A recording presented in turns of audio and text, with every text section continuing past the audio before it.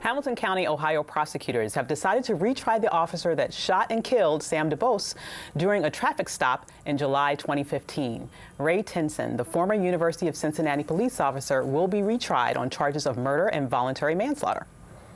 DuBose was unarmed when Tinson shot him in the head after stopping the 43-year-old in his car for a missing license plate in July of last year. Earlier this month, the jury was deadlocked and the case ended in a mistrial. But this time, the Ohio prosecutor is calling for a change of venue from Cincinnati to another Ohio county due to the intense media coverage. After careful consideration, interviews of certain jurors, review of the transcripts and trial activities, we've determined that there is, in fact, a probability of success at another trial.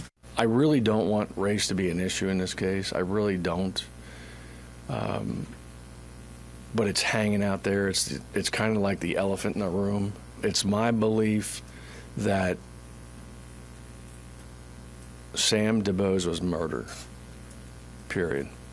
In the country that I love, you don't get shot in the head for getting pulled over on a traffic stop.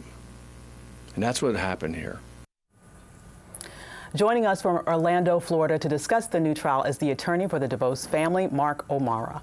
Hi, Mark. Thanks for joining us. Good morning, Avis. How are you doing? I'm doing good. Now, I'd like to get your opinion before we talk about the new trial. What do you think went wrong in the initial trial that ended up in a deadlocked jury? Well, I would tell you, I do believe the state put on a pretty good case. This is very difficult, and even with a video, which you would think it wouldn't be, but even with a video, it is still very difficult to convict a police officer of almost anything in this country. They're really given a lot of leeway, a lot of benefit of the doubt. But in the trial, if I looked at it and try and identify some weaknesses, I do think that the expert used by the state on use of force, which is a very relevant issue, was a bit weak, and I think that they're going to amend or address that. And they also know from talking to the jurors that they need to be careful about sympathy, which is often, again, given to officers, so they need to really focus on that in jury selection and their presentation. And they were a bit concerned about the officer's responsibilities to identify and arrest. So what's nice about this case being retried is that I think is going to get better for the state, because I do believe that Tinson's, what I consider to be crocodile tears of the way he presented himself, almost breaking down, when none of that showed up the moments after he murdered Sam, only showed up for the benefit of himself at trial. Exactly, exactly. And we see this a lot. I mean, I've seen this several times in similar situations where police officers all of a sudden get emotional when they're on trial, completely counter to how they are in the moment when they are, quite frankly, committing murder. Now, we heard the prosecutor say that, he's trying to stay away from the issue of race in this trial. Do you think that that's something that should be completely tiptoed around as it has been, or is there a reason to maybe emphasize it a bit in terms of what may have been a part of the decision-making process, even if it was unconscious with regards to this specific murder? Well, I will tell you that we, for 240 years, have tiptoed around race and its effect on our society, and certainly in the criminal justice system. And it is very dangerous ground. If I was prosecuting the case, I would attempt to address this complete issue of what we call implicit bias. We know that everybody in America, and quite honestly, everyone everywhere, has certain implicit biases. And police, maybe not more than society, but police also have them. You cannot train it out. I think our jurors are intelligent enough that if you explain that to them in a rational way, that it will give them some insight. So it's a difficult road to hoe. But don't forget, under the Constitution, under the laws, and under the conditions that a jury must decide its case, they don't look at race. They're not supposed to look at race. But when we talk about implicit bias, when we talk about these subtle sympathies that are given by jurors to the people's actions, then I think we may have to start becoming a criminal justice system that avoids ignoring, as Mr. Dieter said, the elephant in the room. Absolutely. Dr. Carr. I was going to ask, Counselor, first of all, thanks for your work, man. Let me ask you very quickly. There's been reported that the officer had a shirt with a Confederate flag on underneath his uniform.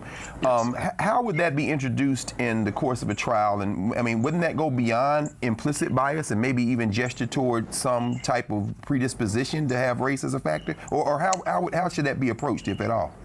Very good point. They did bring it up in the first trial. Again, you got to be careful with the focus because, you know, we in the law are very bound by relevant evidence and evidence that we know proves a point.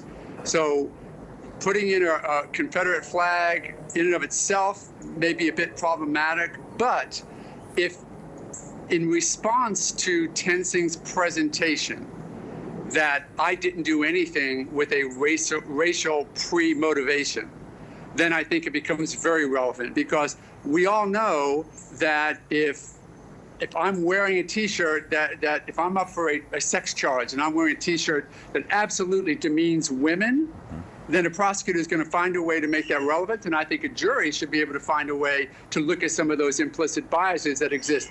This is on his body, much like a tattoo of the Confederate flag, and not just because it's the flag, it is a symbol that gives some insight into the personality, and we're talking about the personality that decided not to let Sam travel on if he was, but to take out a service revolver and shoot him in the head. And let's not forget, that service revolver was out of his holster and pointed towards Sam's head well before that car moved. If it moved a foot, you do the numbers, that gun was out of his holster well before, meaning the decision to use deadly force was made before that car moved an inch, and nobody, Tensing or his defense attorney, can deny that.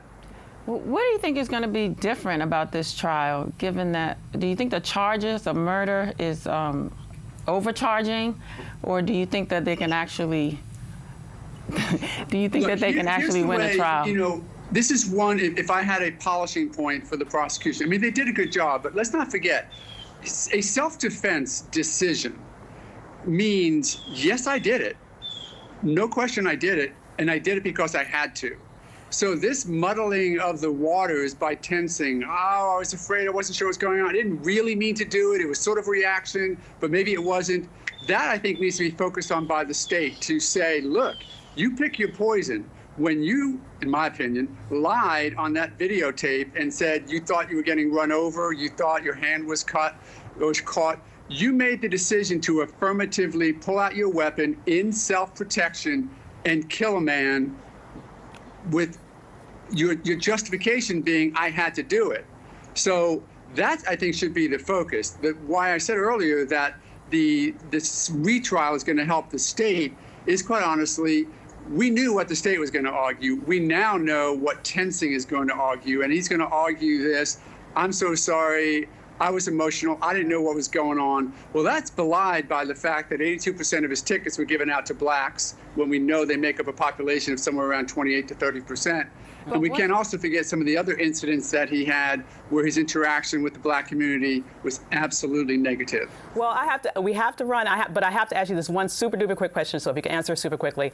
Honestly, when I appreciate your work on this case, but when I see you, I still think of George Zimmerman.